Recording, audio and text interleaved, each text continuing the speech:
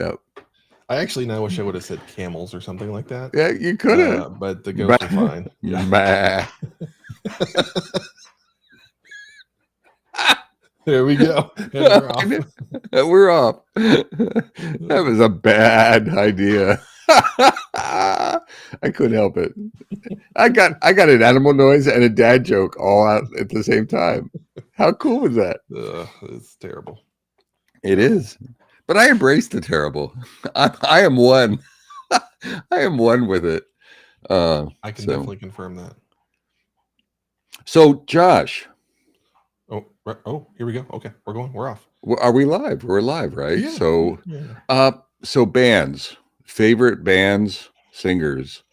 It doesn't have to be a prioritized. It does not have to be a prioritized list. But I've never talked about musical styles with you and like what. Yeah. And we're generationally different. So why don't we bounce back and forth a little bit? Like favorite bands, singers, songs. In any, what do you got? What's top of mind? So I went through a journey, we'll say. Oh, journey? Okay. No. Don't stop. Not my dig. Don't stop. Don't believe. No. Okay. No. Started out as a young buck with like the classics of AC/DC and things like that. So raised on that. My dad was a big Beatles guy, so Beatles was ever present in his car wherever we went. There was. Are you a Beatles guy? Did you inherit that?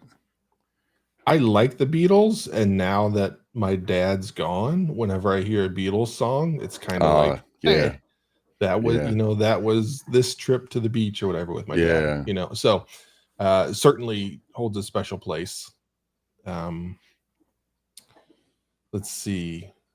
Then I'll go. Let me go. You think? I didn't know this was we'll bounce back and forth. A tit for tat. That froze me for a second. So Rush, probably my top 5 bands. Rush is one of them. I don't have a favorite song. There's so many songs of those. Red Barchetta is one of my favorite. I'm That's not a person. That's a song. It's a car. It's a car. It's a car. It's red. It's about a car. Okay. That's probably one of my favorite ones. The one I play. One of them that I play the most. Crosby, Stills, Nash and Young, or variations. Crosby, Stills, Nash, Graham Nash. I like Neil Young. Some of the old. I like Neil Young a lot. Actually, that's even for this young buck, that's respectable. Yeah. Okay. How about you? Then as the teenage years set in and rap became present, oh boy, I was all in, and I still am all in. In fact, really? The most popular channel for me on Sirius XM is channel 43. It's like classic rap. Wow. So AC/DC, LL Cool J, KRS-One.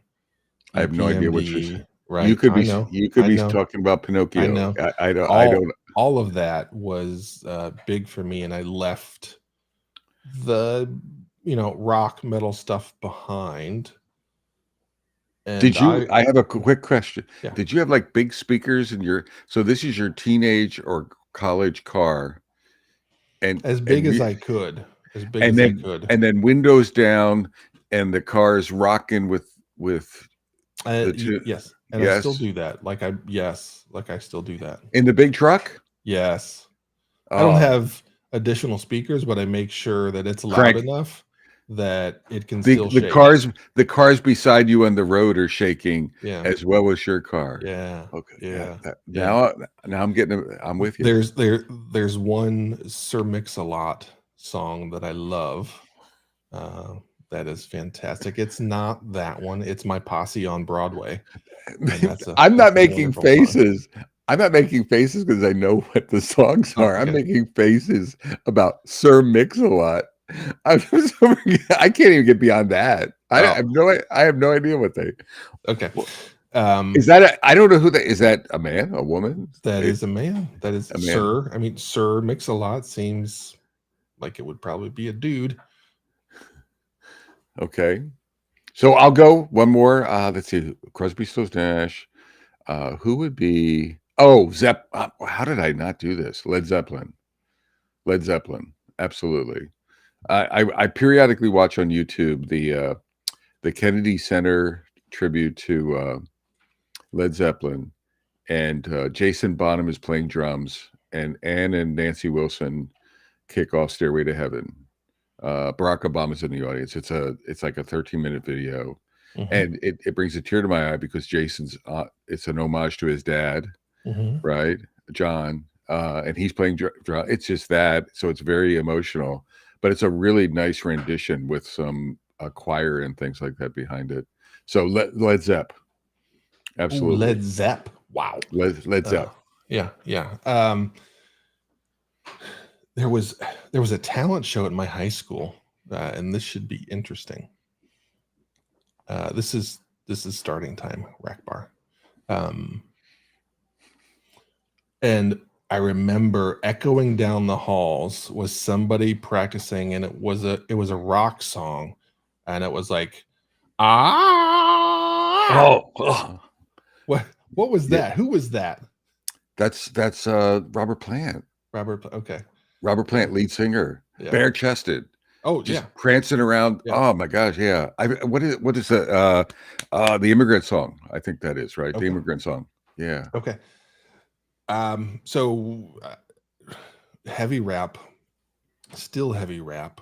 Then there became this evolution in music where it was this magical combination of rap and rock all smashed together.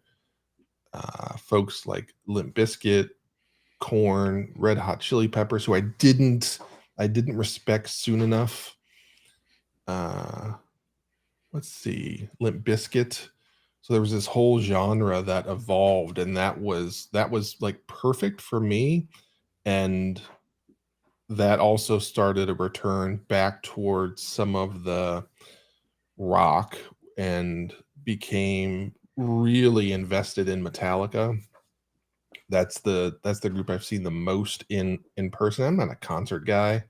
In fact, at concerts, like I just stand there and like watch and listen. Like I don't bounce around or do anything. I just you don't like bang your head. No, I just like watch. So I can admit that's a little crazy, but then yeah.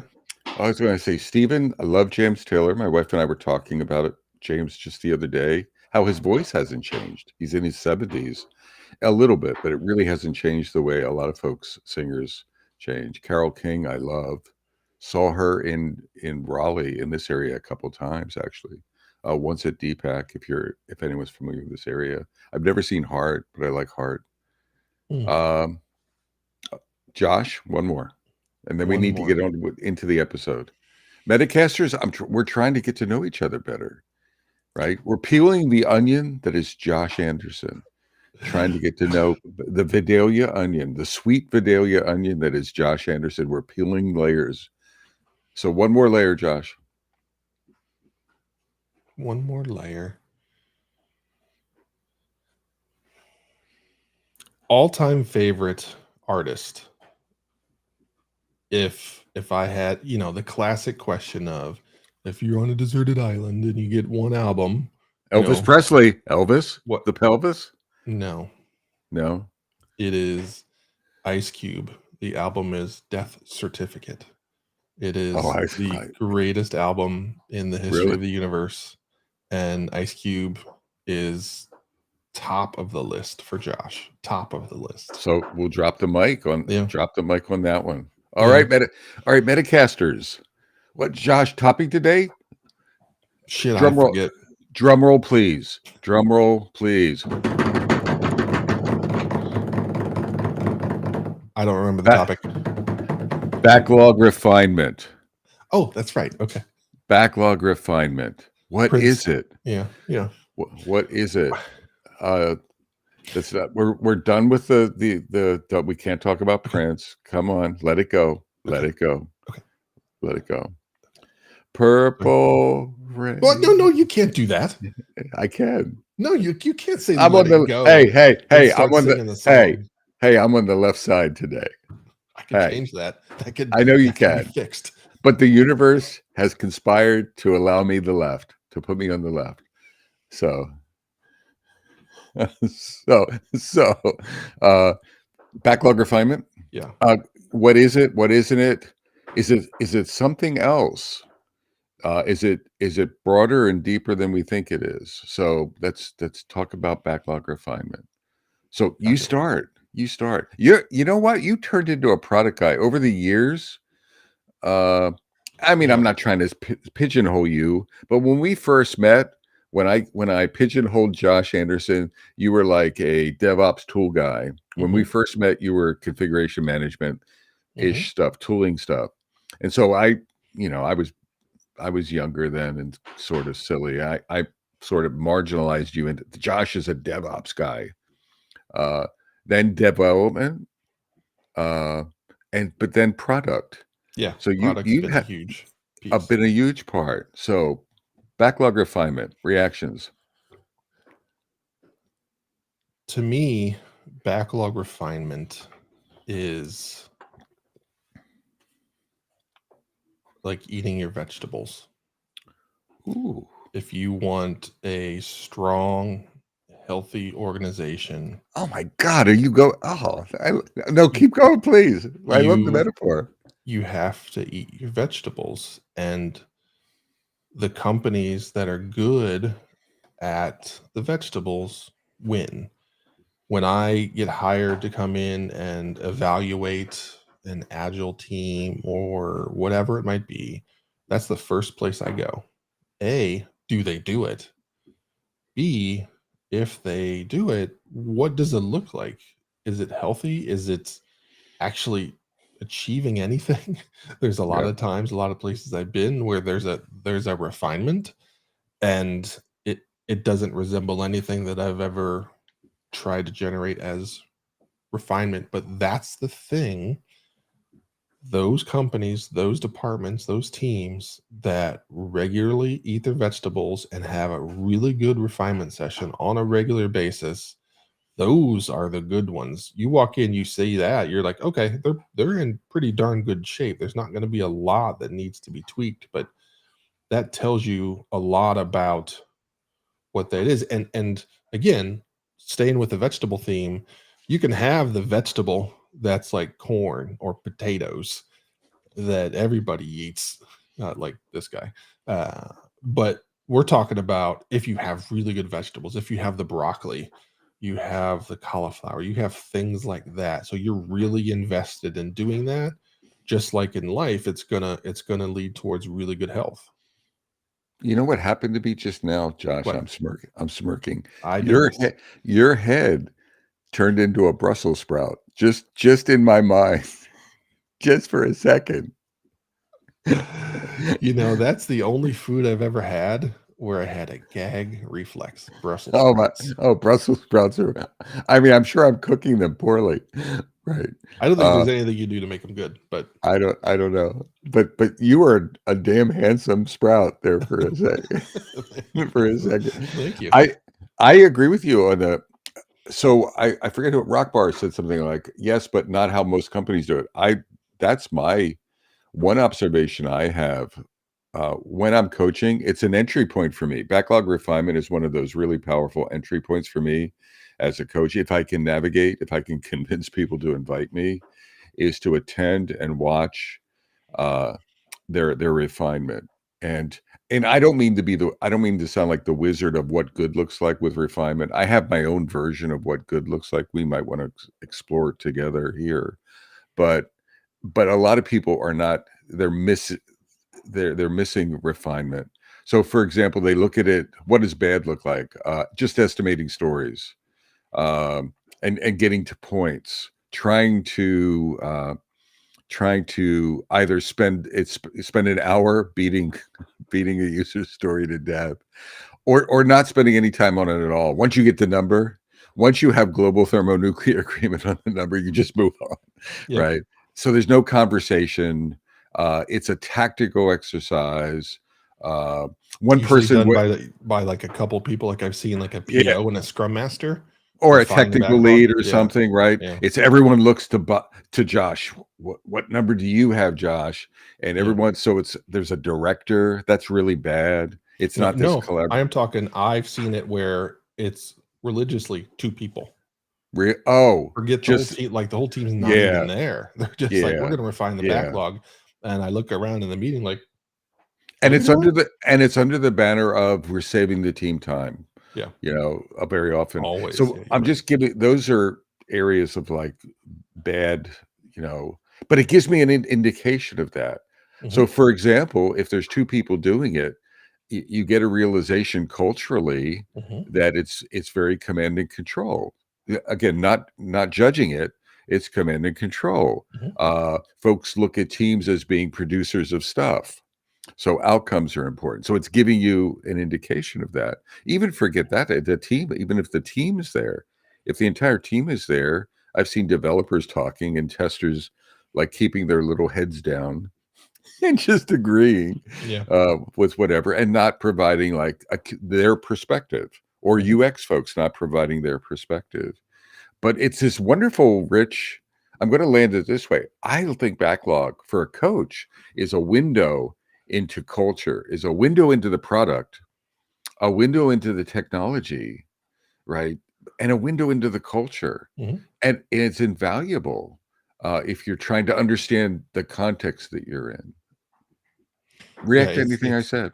it, that's why when I'm engaged with a new company, that's the first place I go is like, okay, let me see refinement. And they're like, what are you talking about? That's like, oh boy.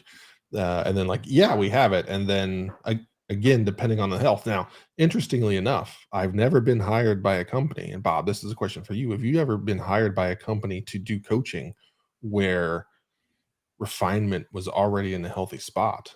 I have not. In fact, I have most often been hired in to help companies coach themselves out of a tough spot. And the most consistent trait is refinement doesn't exist at all. I would, I rarely, I'm trying to, I do not remember a time when it was done. And I'm not talking about perfectly or in Bob Galen's, Hmm. according to whatever rules I have. I'm Hmm. just talking about, I'm looking at refinement. I'm like, wow, interesting. That's pretty good. I don't know if that's ever happened to me at all. I think I agree with you. Another anti-pattern that you brought up that I've seen a lot is they're not doing it at all, right? It's because it's a waste of time, right? People look at it Yeah. as a waste. It's just a waste. I'm not going to waste the team's time. So they're not, or they're doing it so quickly, or it's really they're not doing it at all. So I see that a lot. It's usually an anti-pattern thing. I've probably written a lot. You're gonna hate. I've written some posts, like what does good refinement? Hmm. Several, and maybe we attach them to this episode, just because of that. I think organizations don't understand the basics of it. In my product owner book, I have a chapter, at least no, I know I have a chapter on refinement, but I know I talk around it, like what healthy refinement. And I'm not trying to give folks a recipe, but like we talked about, what would be a healthy attribute? Team collaboration, for goodness sakes. Using story points and estimation as a driver for understanding the story, as opposed to just getting a number so we can pin it on the team's forehead and hold them accountable to it. Things like that. Sort of getting everyone's voice. Um, as a coach, go. Just can let's take that and let's lean into it because I think this is one of the things where you and I naturally see it and feel it. So let's talk about that healthy backlog refinement and what that tells us about culture, right? Like we said, oh, it's a window into culture. If I'm out there listening, I might be like, Bob, what the hell does that mean? Like, what in the world are you talking about? I think it's probably worthwhile because we've talked about story pointing, we've It, talked about yeah, refinement. There are episodes that are out there, but this is one of those things that you and I both believe in pretty heavily. Again, we talked about like that's where we start. Let's talk about what that translates to and that how that helps you create a healthy overall culture by just doing one meeting well. Well, forget even the backlog. Let's talk about diversity. Let's talk about diversity and inclusion. Mhm. And that's important from a cultural perspective. So do all voices matter?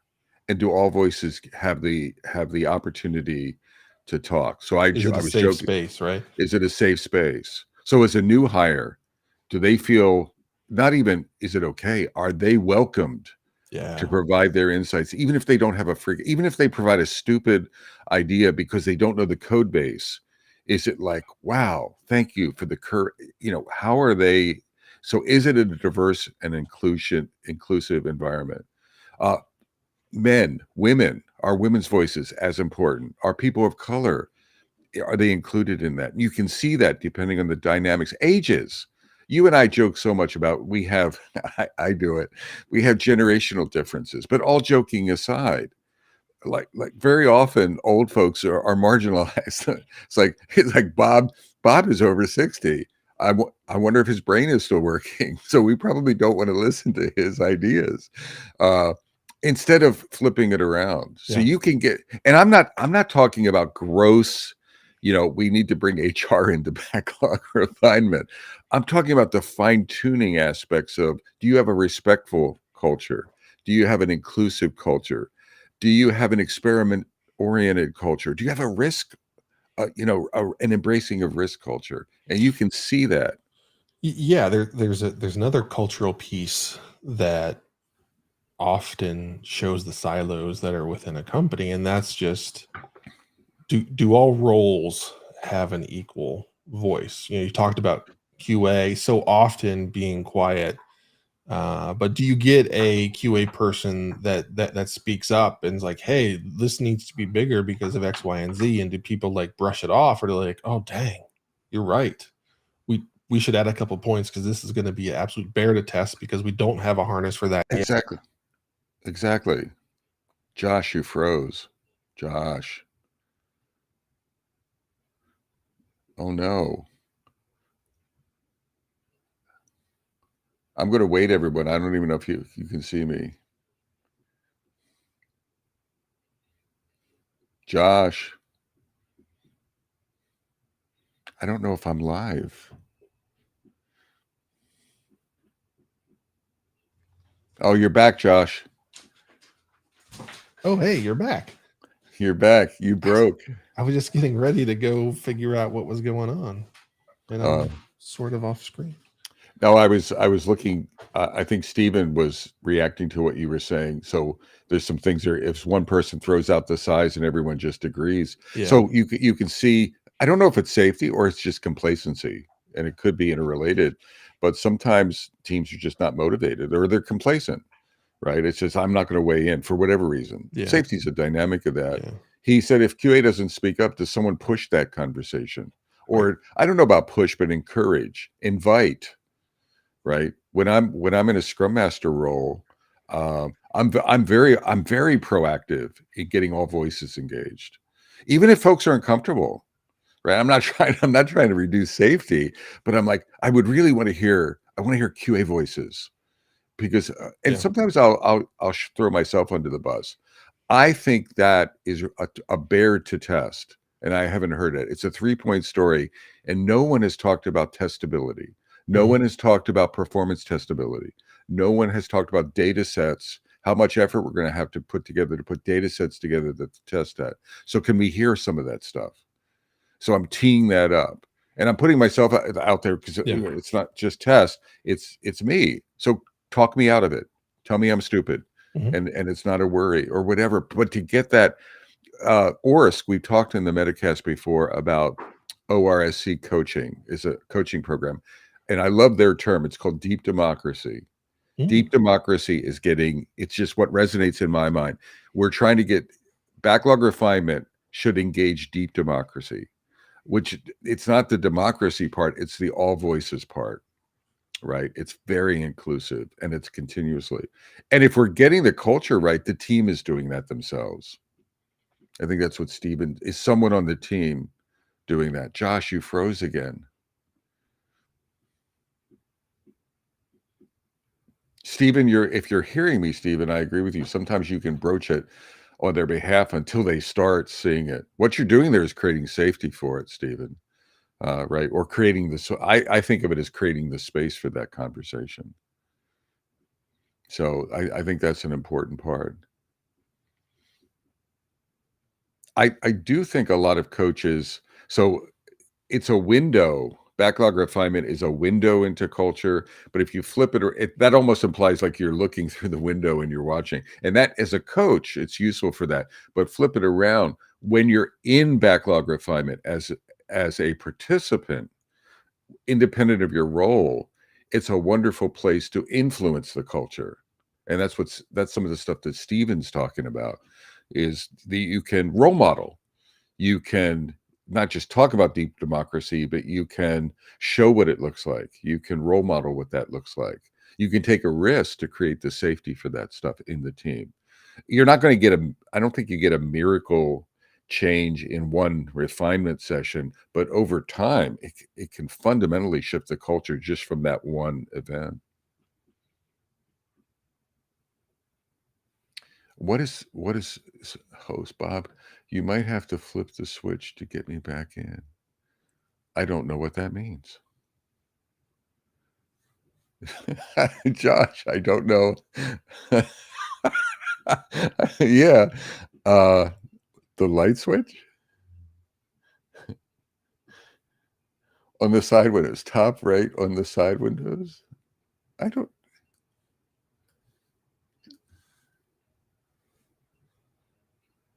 swear, Josh, you want me to leave?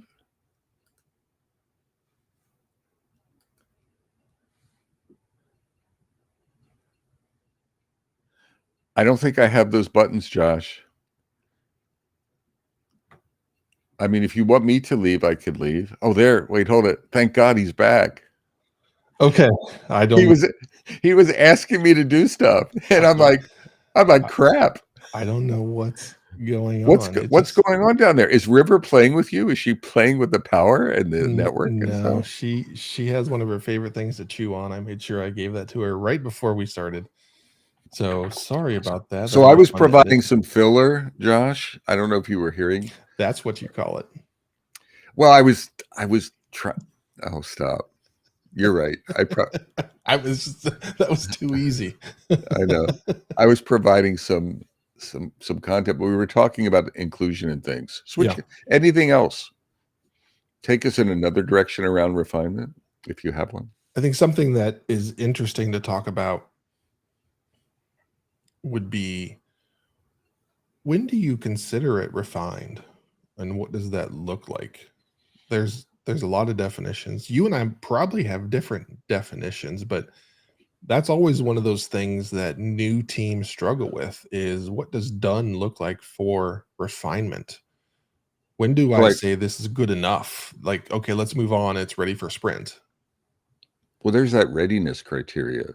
There's a lot of debate in the agile community around. I like ready criteria or readiness criteria as a mini checklist. A lot of people, sort of judge that, and a lot of sort of very senior people like Mike Cohn. Well, I think he may lean into it a little bit, but a lot of pundits have different opinions. I like it, and so to me, one of the advantages of readiness. And it's not too strict, so it's not.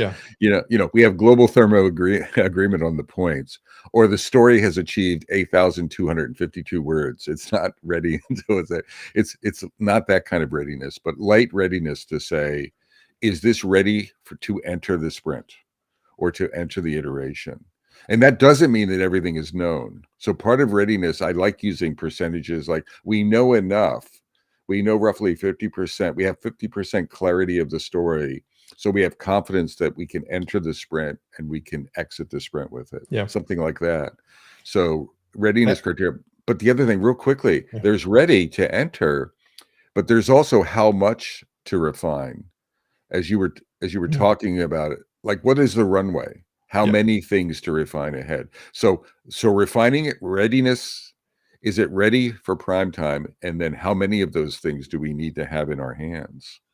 I have very strong opinions about that. Since I've been labeled the product guy now, by Mr. Galen. You are.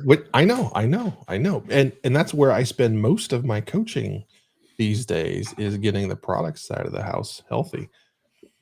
The key word you said in defining when it's ready for sprint is confidence, and that's always the question that I ask of the team is, okay, is this at a point where any one of us could confidently grab this story off the top of the backlog and start working on it?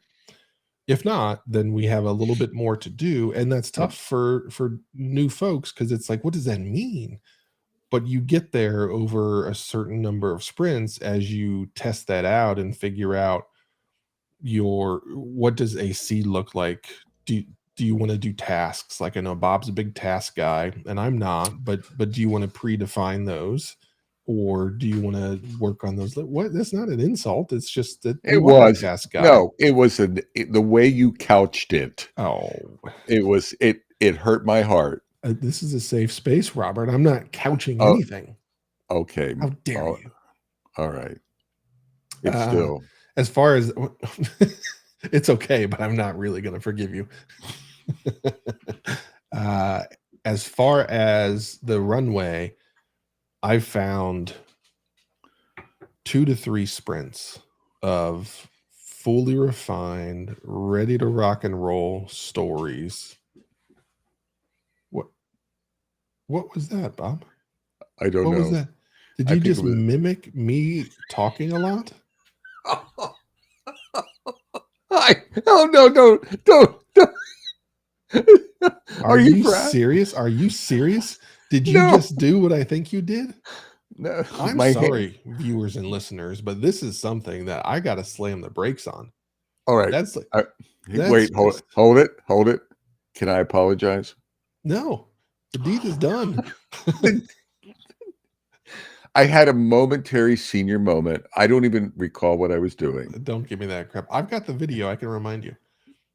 Yeah, over and over again. In fact, that's going to be social media. Don't, please don't. It's going to be a social media post.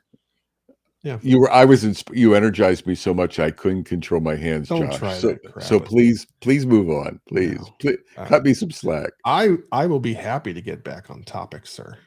Happy to.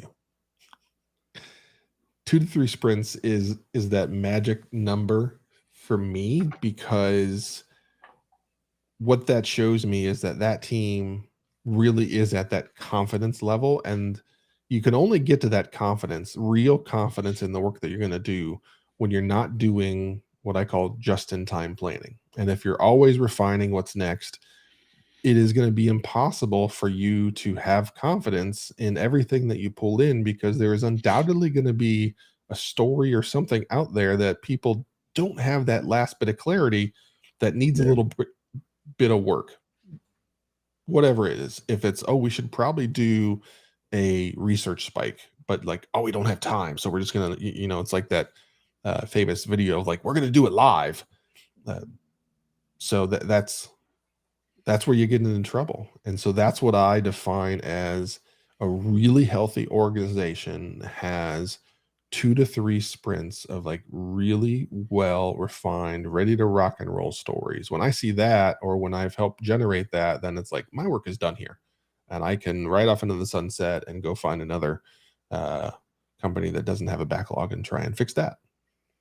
I mean, I might say yes, and though, Josh, that it's not for every company. So I think it depends on some things. So going back to what you said, one of the indicators of poor refinement is I've actually gone into companies and they refine right before the sprint. So they have no look ahead. They have zero look ahead. And the day before they commit to a sprint, or even in sprint planning, they're actually refining. So they're coupling planning with refinement, which is can be really ugly if you actually want to deliver, understand what you're biting off. So to me, that's like zero look ahead. Then there's so that is very dangerous. I think having 20 sprints in the bag or 10 sprints in the bag is really dangerous. Now it's wasteful. It's wasteful. I love that. I think of it exactly the same. From a lean point of view, it's just waste. Now, I don't think there's a magic number though, because I think it depends on your culture and your company and like your road mapping and things like that. So I'm going to hate myself later, but I'm going to say in safe environments where we're doing release trains, then the runway needs to sort of map to the release train tempo, which may be beyond 2 or 3 sprints. And you may be generating, and you may look at it as waste, but you have to tolerate that waste, right? Because you're going to have a lot of turbulence because you're going to be grooming. Ooh, you're going to be refining ahead too much. But so it's like finding that sweet spot is what I think it is. If you had a really major release with new technology, I might argue that if your normal look ahead is 2 sprints, you might want to get 3 or 4 sprints ahead for maybe just for the team to have some confidence in their understanding of architecture. Just once, John. You know what I'm saying? It's like you might want to not have a fixed number all the time. There might be some constraints, but you really need to be waste aware, right? On both sides. What do you think? I am going to stare Disagree. You're going to with disagree steely eyes and violently. abnormally confident chin and, and say, no, 2 to 3 is the answer. And here's why I believe that as an indicator and a place to go, because to get there, you have to do all of the pre-work that has to happen to make it so that you can have that refined and ready to go. So having the architectural research done up front, driven by chapters or whatever SAFE says or whatever Yep. it is, whatever Yep. label it is, that you have that nice flow of work from the broader annual roadmap or whatever you use into some sort of PSI or PI planning, however you want to roll with it. I do believe that that PSI or PI planning is essential, even though it came from SAFE. I think it's fantastic. And that's how teams go from the roadmap and big chunky things that executives want. Like, we want everything to work like Google Docs, to like actually breaking it down into stories that you can go work on. And there is something, and I don't want to get into it today, but you just made me think of this. There's backlog refinement, and then there's what I call or what I think of as good old fashioned release planning. Um, in XP, they did release plan, and it was look ahead at a different level. Mm-hmm. It was not refinement based look ahead. It was sort of road mapping look ahead. It was high level architectural threads. What was it? Story. Jeff Patton calls it story mapping. To me, is a release planning activity, and you can look at it in sprints and things, and really rough sizing. It's if you were using T-shirt sizing, this would be like this would be Bob Galen sized T-shirts as opposed to very small T-shirts. I think if you're doing both of those things to me are refinement activities, maybe at a macro and then a lower level. Yeah. And what I said is if you're doing that release planning, then I think you can have a tight, consistent loop on the other side. I think there's multiple levels of the planning that can happen. Yeah, I track it too. There's 3 horizons of planning that has to get done. Yeah. And they're all they all are executed the exact same way, but the units of measure are different. Yeah. Be it time and or how you size things. The units of measure are different, but you're still doing the same thing. You're still refining the next 2 to 3x, whatever that unit of measure is. Be it quarters, be it months, be it whatever, you still have to do that. And that creates this nice, I don't know of a better word than like waterfall flow of like breaking things down where as it travels down the water flow, it starts as this like giant boulder, but it tumbles down and it ends up in smaller rocks or pebbles that now are consumable. But it has to start at the top. And if you skip a step, you're going to end up with a boulder at the bottom. And then what are you going to do? Right. It's still, you're back to that just in time planning. Do you remember? I don't know if you remember it because I'm not sure how you were looking at the Agile community, but there was something called, and it still exists. People don't talk about it as much, called the Agile planning onion. Do you remember that metaphor? If you did a Google search for agile planning on you, you're going to get all of these graphics, Yeah. and it talks about high level to low level execution and planning, and it even gets, Josh, get ready, drum roll please. It even gets into tasking at the it even gets, but it's useful for everyone who's listening to go look at that. But it really is a nice picture of what we're talking about. And agile planning isn't just at the micro level. It's not just at the backlog level. Doesn't mean you have to spend all this time planning, but there's a like work flows down to decomposition and understanding and things like that. And there's a flow to that. I don't think you just work at one level, and we're talking about that. Yeah. Okay, so we talked about let's another thing that gets interesting is entry point. What does something look like that you bring into refinement? Is it a Oh, story with just a title or a oh, description, or yeah. what other things should you have that will lead towards healthy refinement that will then start to generate that culture that ultimately, you know, Yep. expresses the culture and how it respects product. I think there's a whole lot as things come in. Again, as the newly labeled product guy, I'm gonna have to like make a hat or something. Did you? But you're astuteness. This is an astute question or point. I love the way you've evolved. What a Mm, partner. yeah. We're becoming quite a team over time.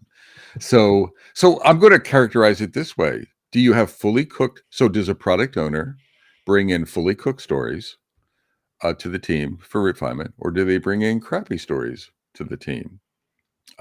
Ill-defined stories, crappy, sort of a hodgepodge, a headline, and that's about it. It might look like this. Which one?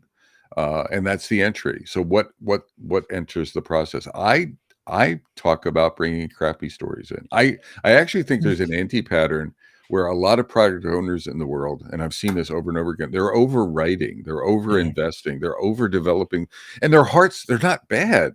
Their hearts are in the right place. The other thing is the teams are making, very often, the teams are making them do it.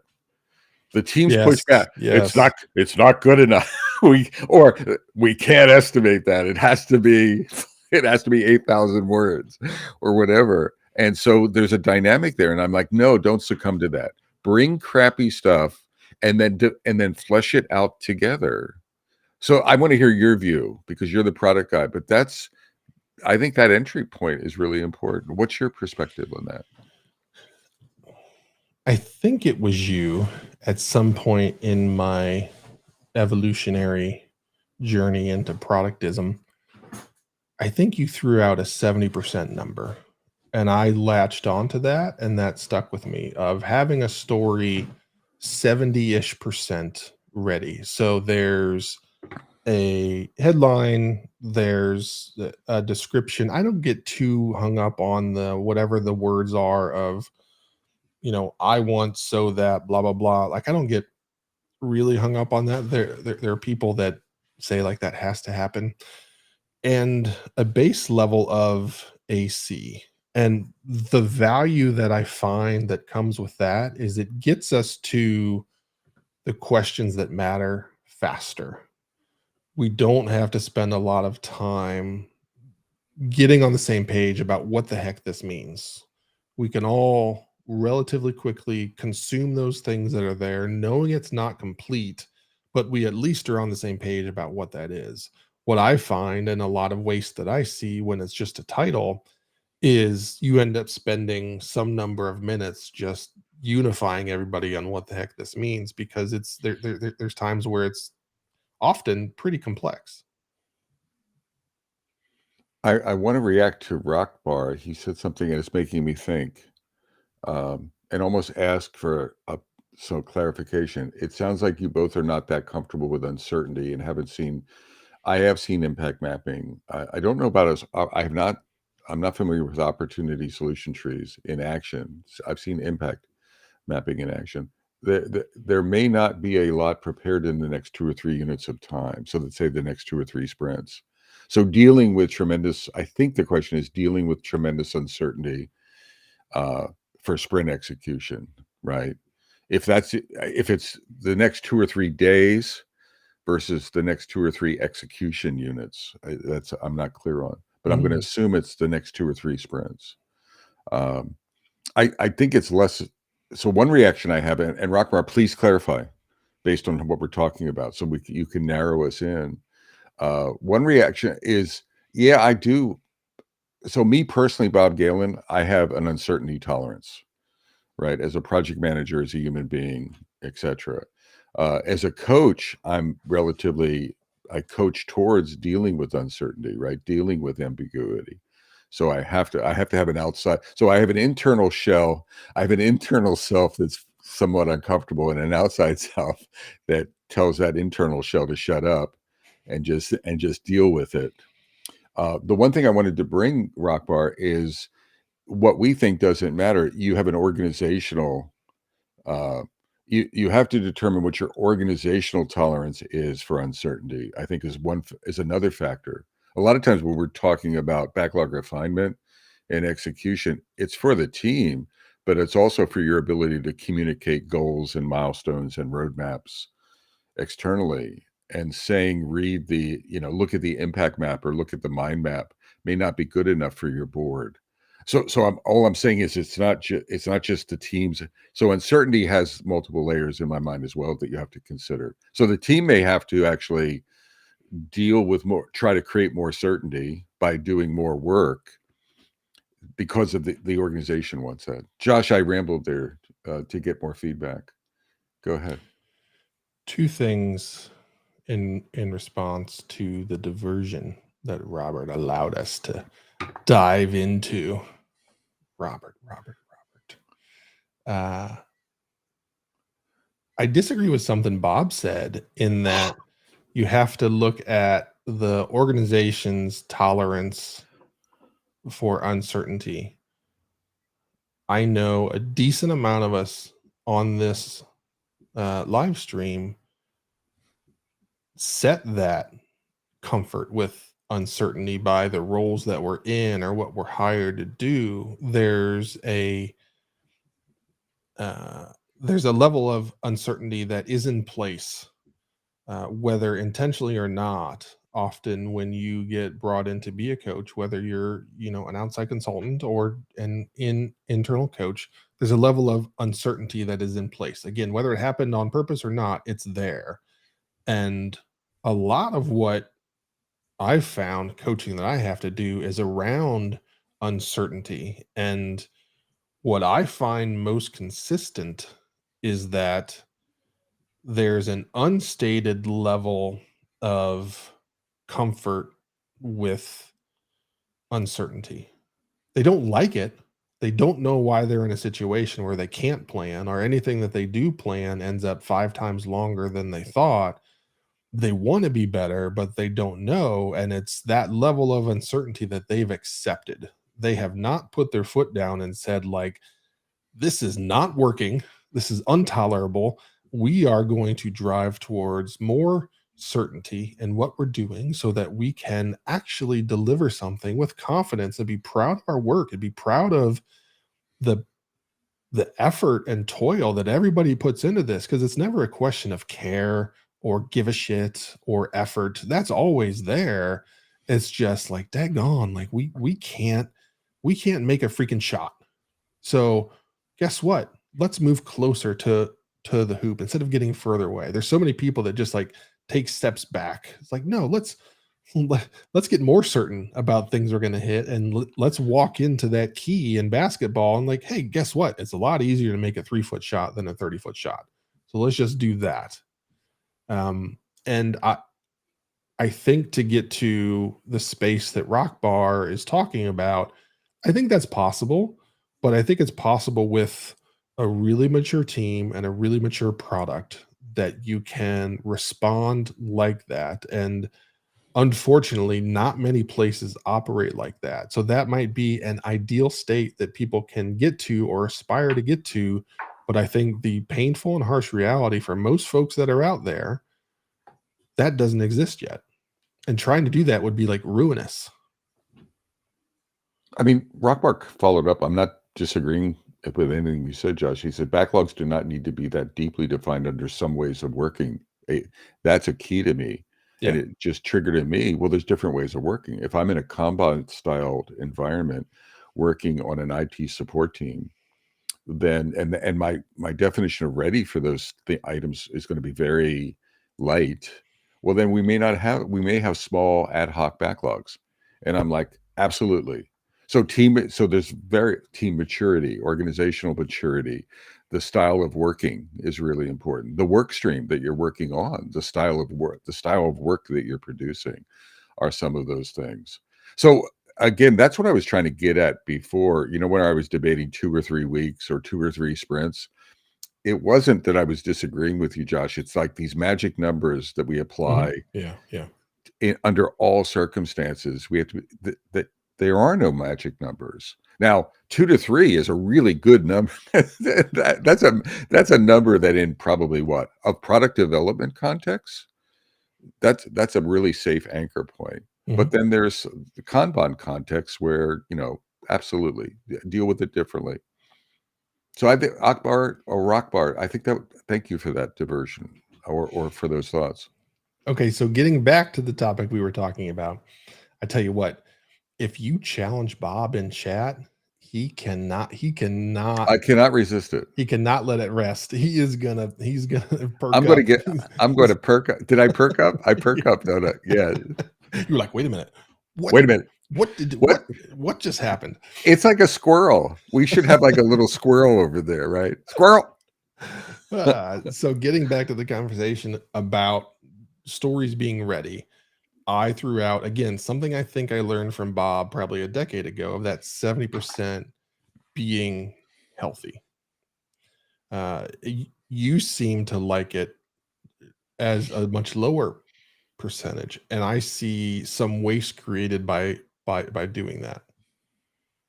70% of what being healthy? Of clarity of a story? Of clarity of a story before you bring it and put it in front of the team. It varies. I've actually, there's a guy, I have a graphic and I've talked about it. Joria Morian is a coach in Canada, and he has this neat little hand drawing. He took a picture of it and I love it. And it challenged my thinking. So I think 10 years ago, I was anchoring around 70%, Josh. And what I was really trying to use that number for is it's not 100, because so many waterfallers are trying to get it to 100. I'm like, stop that. So I went to 70 to make a point more than anything else, that no longer do you have to mash requirements to 100% clarity. It's actually, you can't do it anyway, but don't do that. Joria talks about actually sprint planning being a refinement activity. And he talks about entering sprint planning at like 30% or something like that of clarity. And which really, when I initially saw it, my hair stood up and I was really just like mine just did. Yeah. And then he talks about, and then having the entire sprint is a clarification exercise. And so this notion of bringing that number down, he's actually lowered I'm like in the 50%. There is no magic number. Yeah. But it's less work. We need starting to get comfortable with less clarity and still being able at a team level to sniff the good ones out and to be able to deliver them. And he also reminds me that where like every day in a sprint is a refinement act. Is defining refinement as gaining clarity, right? We should be always focusing on gaining clarity. Yeah. One of the things that I coach teams to is that refined doesn't mean there's zero question. Again, refined. Watch out, Bob. You good? You can't hide from your camera now. Remember, it tracks you. You were trying to get, Bob's coughing, trying to get off camera, but he has a fancy new camera that tracks him wherever he goes. He's trying to get off camera and can't. You all right over there, buddy? Oh, he just turned it off. Okay. Drink that water. Drink that tea. Where was I going? Ready for sprint for me does not mean it's 100% defined, but it's pretty darn close. Again, what I coach teams towards is that confidence that I can confidently grab this and start working with minimal questions. And Yep. I don't expect big questions to come up, but like we can figure this stuff out as we go. Like we don't have to determine what hex code of blue we're using or something like that. Like we can deal with that. But can I grab this, start working, and as I'm working through it, there's a handful of things that are going to come up, and it's no big deal. I can handle it, and we're fine. So that's what I'm looking for. Do you know what? As I'm thinking about this episode, Josh, it's and we went in. I think we proved one point. If we came into this episode and talked about like a daily stand-up, it would be very static. But look at the nuance that we've been driving off of backlog refinement. We've gone into planning, cyclical planning. We've gone into dealing with uncertainty and things, and all fair game. We've talked about culture, so it is. I think the proof is in the pudding. It's deeper and richer and different than a lot of other events or activities at the team level. Yeah. I think I did a good job. Unfortunately, Josh, I have to run. Okay. So I don't know if you want to. I don't know if you want to shake and bake or if you want to continue. I just before you go, there's one thing that I want to make sure we highlight before you go. What? That. Can you look at the screen? I see that. What is that? Bobby G Babe? It's the first Bob t-shirt that's available on store.metacast.com. It doesn't look like, I mean, the model looks like me.